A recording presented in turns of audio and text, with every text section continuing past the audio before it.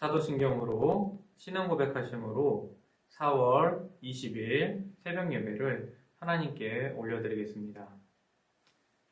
전능하사 천지를 만드신 하나님 아버지를 내가 믿사오며 그 외아들 우리 주 예수 그리스도를 믿사오니 이는 성령으로 잉태하사 동정녀 마리아에게 나시고 본디오 빌라도에게 고난을 받으사 십자가에 못 박혀 죽으시고 장사한 지 사흘 만에 죽은 자 가운데서 다시 살아나시며 하늘로 오르사 전능하신 하나님 우편에 앉아 계시다가 저로서 산자와 죽은 자를 심판하러 오시리라. 성령을 믿사오며 거룩한 공예와 성도와 서로 교통하는 것과 죄를 사하여 주시는 것과 몸이 다시 사는 것과 영원히 사는 것을 믿사옵나이다. 아멘. 찬송가 322장 찬양하시겠습니다. 찬송가 322장으로 찬양 드리시겠습니다.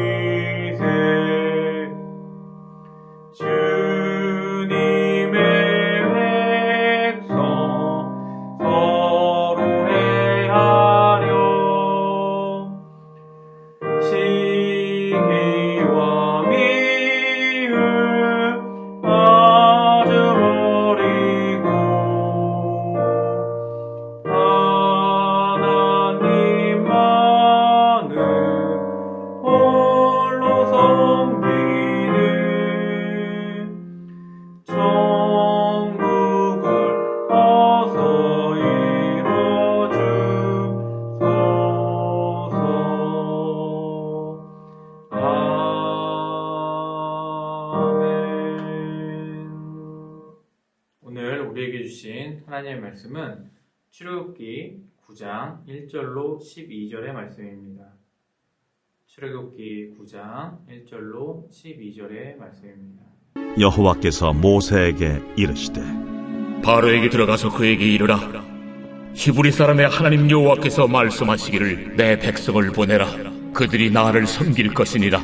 내가 만일 보내기를 거절하고 억지로 잡아두면 여호와의 손이 들에 있는 네 가축 곧 말과 나귀와 낙타와 소와 양에게 더하리니 심한 돌림병이 있을 것이며 여호와가 이스라엘의 가축과 애굽의 가축을 구별하리니 이스라엘 자손에게 속한 것은 하나도 죽지 아니하리라 하시고 여호와께서 기한을 정하여 이르시되 여호와가 내일 이 땅에서 이 일을 행하리라 하시더니 이튿날에 여호와께서 이 일을 행하시니 애굽의 모든 가축은 죽었으나 이스라엘 자손의 가축은 하나도 죽지 아니한지라. 바로가 사람을 보내어 본즉 이스라엘의 가축은 하나도 죽지 아니하였더라. 그러나 바로의 마음이 완강하여 백성을 보내지 아니하니라. 여호와께서 모세와 아론에게 이르시되 너희는 화덕의 재 2움큼을 가지고 모세가 바로의 목전에서 하늘을 향하여 날리라. 그 재가 애굽 온 땅에 티끌이 되어 애굽 온 땅에 사람과 짐승에게 붙어서 악성 종기가 생기리라.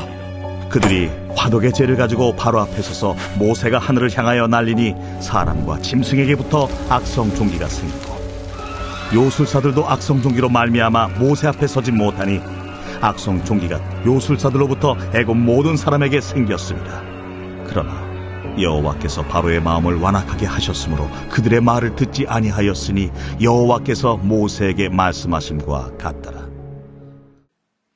악질 재앙과 독종 재앙이라는 제목으로 오늘의 말씀 같이 함께 나누길 원합니다. 오늘은 5번째 재앙인 생축의 죽음에 대한 재앙을 살펴보고자 합니다. 출애굽의 목적은 바로 하나님을 섬기는 것이었습니다. 단지 구원에 만족하고 기뻐하는 것이 아니라 하나님을 바르게 알고 예배하며 섬기는 것이 바로 출애굽의 목적입니다. 하나님께서는 애굽 땅에 재앙을 내리시면서 고대의 신들을 심판하십니다. 고대 신의 개념이란 그 나라가 얼마나 크고 강대하는가에 따라서 그 신의 위대함이 드러나게 되어 있습니다. 그런데 그 거대한 이집트, 애굽의 신이 노예의 신인 바로 하나님을 이기지 못한다는 것을 바로가 알게 되었다는 것입니다. 그럼에도 불구하고 바로는 계속 고집을 부리며 이스라엘 백성들이 출애굽하지 못하도록 막고 있습니다. 피재앙과 개구리 재앙을 흉내내었지만 세 번째 재앙부터는 흉내조차 내지 못하게 되어집니다. 그리고 파리 재앙에서는 결국 바로가 항복하게 되어집니다. 그러나 파리 때가 사라지자마자 다시 바로의 마음은 강팍하게 되어 하나님께 제사 지내려 가는 이스라엘 백성을 막게 되어집니다. 바로 자신은 급할 때는 허락했다가 요구를 들어주었다가 그것이 모두가 진행하고 위기가 끝나자 그 말을 취소하는 그런 모습을 보게 되어집니다. 애굽 왕에게 임한 이 5번째 재앙은 그의 소유물인 가축들이 죽게 되어지는 재앙입니다. 그것에 대한 의미는 이렇습니다. 힘의 토대가 되는 풍요로운 소산, 그 가축들을 쳐서 바로가 믿는 그 한계를 드러내는 것입니다. 부유함이 우리 소명에, 우리 생명의 토대가 될 수 있을 거라고 착각하는 것을 심판하신 겁니다. 두 번째 의미는 그들이 믿고 의지하는 그들의 신, 암소와 황소에 대한 신의 심판이었습니다. 황소들은 태양을 이동시키는 신이었습니다. 암소는 양육의 신이며 황소는 생식의 신이었습니다. 하나님께서는 심판을 통하여서 우주의 주관자이자 생명의 근원이 바로 하나님이심을 알려주고 계시는 것입니다.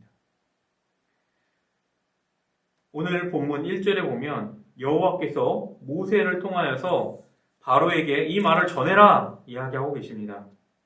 여호와께서 말씀하시기를 내 백성을 내보내라 그들이 나를 섬길 것이니라. 여호와 하나님께서는 다시 모세에게 말씀하셔서 바로에게 가서 이 말을 전하라고 가르쳐 주십니다.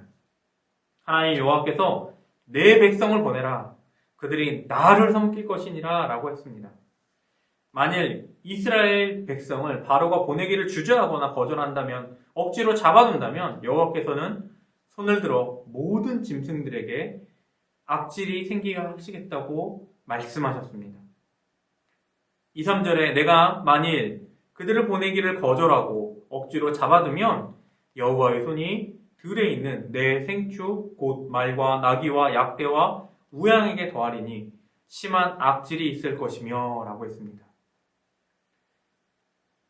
애굽 사람들이 이 5번째 재앙을 맞이하게 될 때 그들이 기대하고 그들이 의지하는 가축들을 잃어버리는 것이었습니다. 그런데 이 5번째 재앙에 독특한 특징이 있습니다. 바로 네 번째 재앙 때와 같이 이스라엘과 애굽을 구별하셨다는 것입니다. 4절에 보면 여호와가 이스라엘의 생축과 애굽의 생축을 구별하리니 이스라엘 자손에게 속한 것은 하나도 죽지 아니하리라 하셨다라 하시고, 이 말씀에 보면 여호와께서 이스라엘 백성의 생축은 살려주시고 애굽의 생축을 죽이시는 그런 벌을 재앙을 내리시는 것을 보게 되어집니다.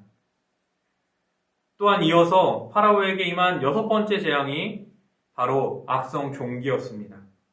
모세와 아론이 화덕에 있는 재를 날려서 사람들과 동물들, 이집트 요술사들까지 악성 종기가 생기게 하였습니다. 화덕의 재는 하나님의 심판을 상징합니다. 그 심판이 이집트의 모든 생명 있는 것에 악한 종기가 생기게 하였다는 것입니다. 보잘것없는 티끌에 의하여 온 나라가 고통을 당하며 그 재앙을 맞이하게 되었습니다. 이 심판 앞에서 이집트 요술사들마저 무기력하게 그들은 모세 앞에서 서지도 못하고 인간의 능력과 지혜 없음, 그리고 하나님의 놀라우심이 드러나는 현장이 되었습니다. 심판은 가중되어지고 결국에는 생명의 문제까지 귀결되어지는 그러한 양상으로 전개되고 있습니다. 이집트인들이 하나님 섬기기를 거부하고 그들이 믿는 신앙으로 우상 숭배를 하면 할수록 그들에게 임하는 것은 심판과 재앙이었습니다. 이 사실이 말해주는 바가 무엇일까요? 오늘날의 모든 사람들이 자신이 믿는 것을 따라서 생활을 하고 있습니다. 크리스천은 하나님을 따르는 사람들입니다. 그럼에도 불구하고 우리의 완악함과 우리의 무지함과 우리의 교만함이 하나님을 아는 마음이 있으나 세상의 우상과 세상의 기준을 따라가려고 하는 마음이 뒤엉켜 싸우게 되는 것을 보게 되었습니다. 바로의 문제는 우리 인류의 문제입니다. 결국 인간의 죄성과 하나님을 경시하는 그 생각으로 말미암아 하나님께서 벌하셨던 인간에게 내렸던 그 저주가 결국에는 죄악으로 멸망받아야 된다는 사실을 알려주고 있습니다. 예수님께서는 이 죄를 해결하시기 위하여 우리에게 오셨습니다. 그리고 하나님께서는 그 예수 그리스도의 십자가의 죽으심으로 우리를 살려주셨습니다.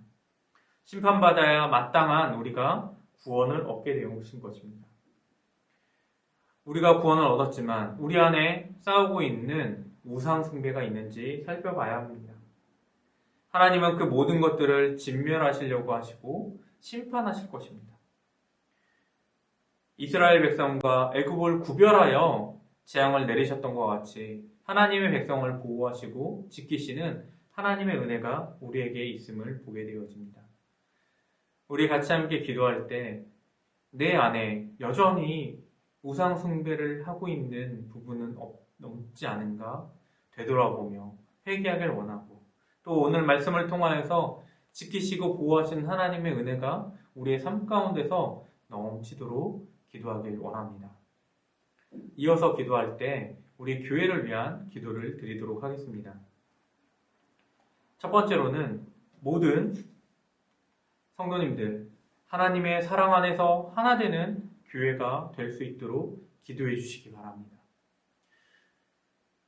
두 번째로는 담임 목사님과 교육자들의 성령 충만함으로 각각 자신에게 맡겨진 그 사명을 잘 감당해 나갈 수 있도록 기도해 주시기 바랍니다. 세 번째로는 우리 교회에 속한 모든 어린아이들, 아기들부터 시작해서 모든 우리 자녀들이 건강하게 하시고 어려서부터 하나님의 말씀으로 믿음으로 살아갈 수 있도록 우리 자녀들을 위한 기도를 해주시기 바랍니다. 네 번째로는 연약한 성도들을 붙드사 주님의 은혜로 영육이 강건하게 회복되어질 수 있도록 기도해 주시기 바랍니다. 마지막으로 주님이 주시는 힘과 지혜로 온 성도가 각자의 사명을 믿음으로 감당해 나갈 수 있도록 기도하길 원합니다. 우리 다 함께 말씀을 놓고 이 5가지 기도 제목을 놓고 함께 기도하길 원합니다. 기도하시겠습니다.